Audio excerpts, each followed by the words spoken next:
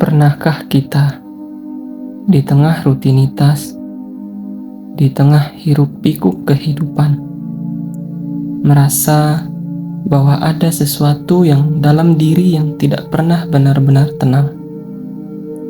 Pernahkah kita tersandung oleh hal-hal kecil, namun justru dari sandungan itulah kita tersadar bahwa kebijaksanaan sering muncul pada waktu yang tidak kita duga? Hari ini, kita akan mendengarkan kembali sebuah kisah kuno. Kisah yang muncul lebih dari 2500 tahun yang lalu. Tetapi pesannya masih memancar terang hingga saat ini. Sebuah kisah tentang kemarahan, tentang kesombongan, tentang pertanyaan yang tajam, dan jawaban yang menyentuh kedalaman batin manusia. Pada suatu ketika, Sang Buddha sedang menetap di kota Rajagaha, di sebuah tempat yang tenang, hutan bambu, di Taman Swaka Tupai. Bayangkan suasana itu, angin sore yang lembut, suara dedaunan, dan keheningan yang sering menjadi sahabat para pelaku jalan batin. Di kota itu, hiduplah seorang Brahmana perempuan yang bernama Dhananjani. Ia adalah seorang wanita yang memiliki keyakinan kokoh kepada Sang Buddha, Dhamma, dan Sangha. Ia tidak berasal dari garis keturunan bangsawan, tidak pula pemuka agama yang dihormati. Ia hanya seorang istri, namun hatinya jernih dan penuh devosi. Suatu hari, ketika ia membawa makanan untuk suaminya, ia tersandung, dan pada saat itu, dari mulutnya terucap pujian yang tulus. Terpujilah Sang Buddha, Sang Arahat yang tercerahkan sempurna. 3 kali ia mengucapkannya. 3 kali ia mengingat kembali cahaya yang menerangi hidupnya. Namun, suaminya adalah seorang Brahmana dari suku Bharadwaja, di mana ia tidak menyukai hal itu. Kemudian, ia menjadi marah, merasa tersinggung. Baginya, tak sepantasnya seorang petapa yang gundul dipuji oleh istrinya.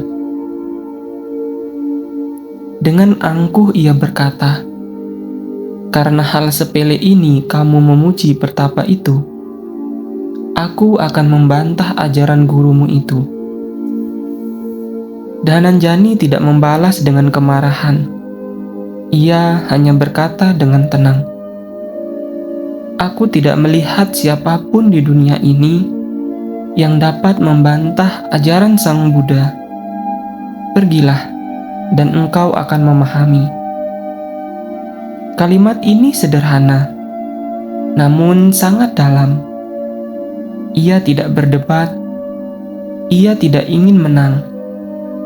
Ia hanya ingin tahu bahwa kebenaran tidak dapat digoyahkan oleh kemarahan. Dengan hati yang penuh marah, Sang Brahmana pun pergi menemui Sang Buddha. Namun, sebagaimana kebiasaan kala itu, walaupun sedang marah, ia tetap menyapa Sang Buddha dengan sopan. Ia duduk di satu sisi dan kemudian mengajukan sebuah pertanyaan yang dalam bentuk syair. Pertanyaannya sangat menarik.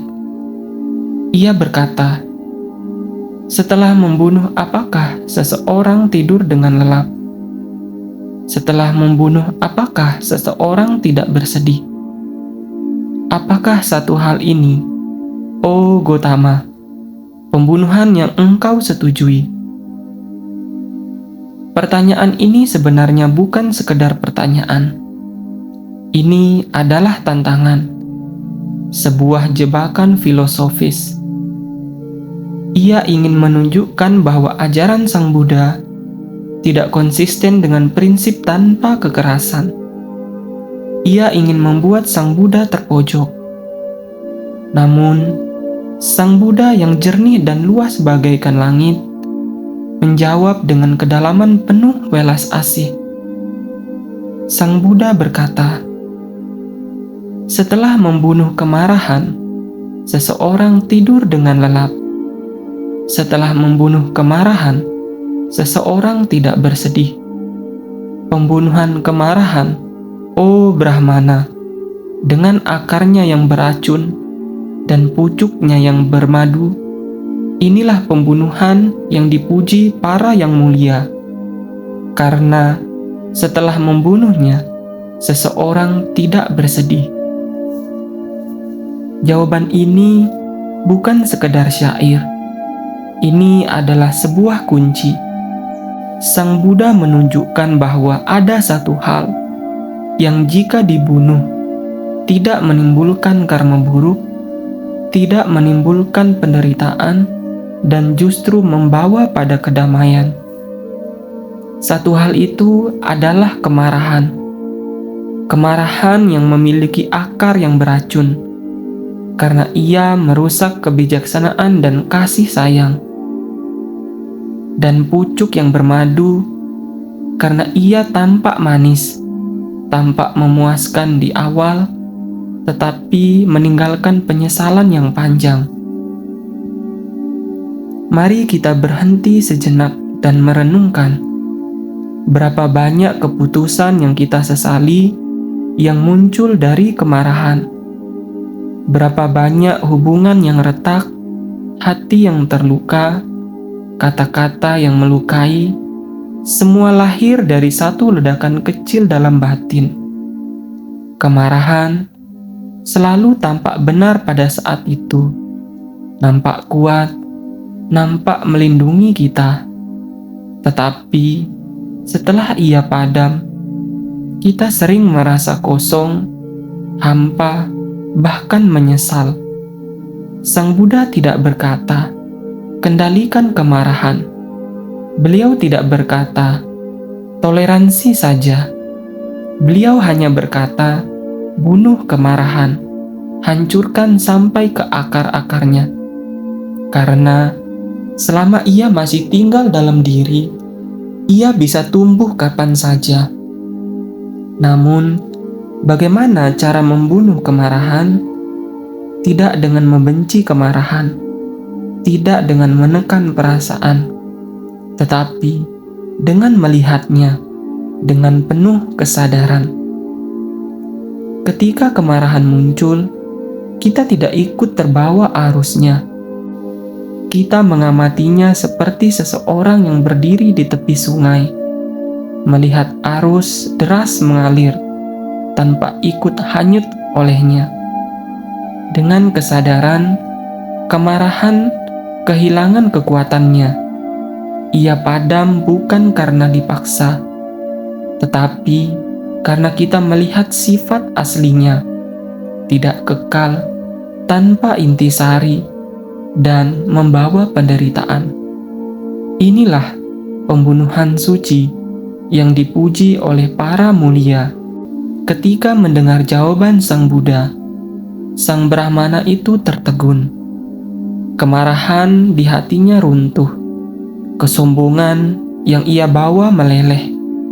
Ia berkata, "Menakjubkan Guru Gotama, Dhamma telah dibabarkan bagaikan menegakkan apa yang terbalik, mengungkapkan apa yang tersembunyi, menunjukkan jalan kepada yang tersesat, menyalakan pelita dalam kegelapan."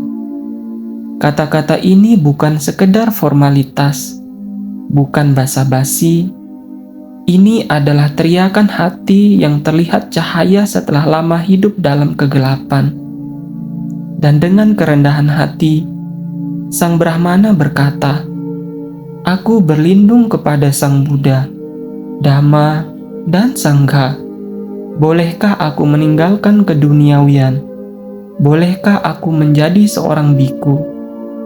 Sang Buddha menerimanya, Brahmana itu ditabiskan. Dan tak lama setelah penabisannya, karena tekun, rajin, dan penuh kesungguhan hati, ia mencapai apa yang dicari semua orang yang menjalani kehidupan suci. Ia menjadi seorang arahat, seseorang yang telah menghancurkan segala bentuk kekotoran batin, yang tidak akan lahir kembali, yang telah menyelesaikan perjalanan panjang samsara. Semua itu berawal dari satu hal: ia membunuh kemarahan. Kisah ini mungkin tampak kuno, tetapi pesan moralnya tidak pernah menjadi usang. Dalam hidup kita, ada kemarahan kecil yang muncul dari komentar orang lain. Ada kemarahan halus yang muncul dari ekspektasi yang tak terpenuhi. Ada kemarahan yang berbentuk kecewa, tersinggung, merasa tidak dihargai. Jika kita tidak hati-hati, kemarahan kecil bisa menjadi jurang yang besar, yang memisahkan kita dengan orang-orang yang kita cintai. Sang Buddha mengingatkan, ketenangan hanya datang ketika ia mampu membunuh kemarahan itu dari akarnya. Mulai dari beberapa hal, menyadari saat ia muncul, memahami sebabnya, melenyapkan tanpa melawan, dan memberi ruang bagi welas asih dan kebijaksanaan. Kemarahan tidak mati sekaligus, ia mati perlahan. Setiap kali kita memilih kesadaran di atas reaksi, setiap kali kita memilih memahami daripada menyalahkan, setiap kali kita memilih diam daripada melukai. Inilah latihan harian, inilah dhamma yang hidup. Kita semua punya kemarahan, kita semua punya luka, tetapi kita juga punya potensi untuk membunuh kemarahan itu dan menemukan kedamaian yang sejati. Kisah Brahmana Bharadwaja bukan sekedar cerita masa lampau. Ini adalah cermin bagi kita, cermin yang mengingatkan bahwa kedamaian sejati bukan ketika keadaan di luar kita tenang, tetapi ketika badai di dalam diri tidak lagi mengguncang kita.